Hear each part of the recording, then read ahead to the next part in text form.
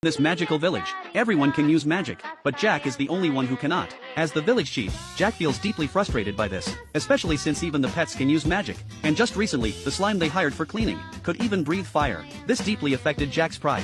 Although Jack cannot use magic, he is still the strongest being. One day, a violent tremor broke the peaceful atmosphere, caused by a battle between a fighting bear and a bloody viper in the forest. Their movements were strong enough to trigger an earthquake. To others, they were world-destroying monsters, but to Jack, they were nothing more than delicious food. He became curious about the taste of bear meat, and no sooner had he spoken than the bear and snake appeared before him, massive and full of aggression. The angels had intended to find help. However, Jack refused.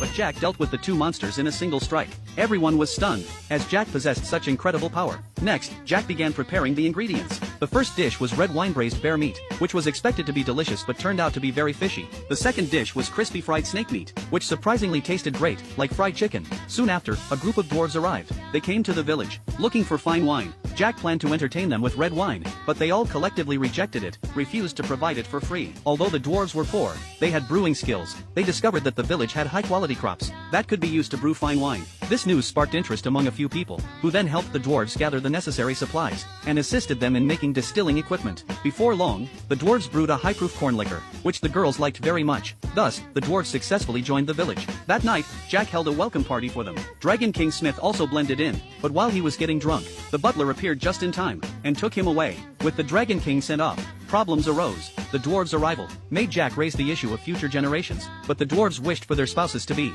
women with big beards. This strange request shocked Jack. A few days later, while Jack was out, a giant dragon appeared in the sky. Jack left to summon the divine sphere to deal with it, but suddenly, another giant dragon appeared. To his surprise, this dragon was none other than Dragon King Smith. It seemed as though they were facing off. Just as Jack didn't know how to react, a third giant dragon suddenly appeared.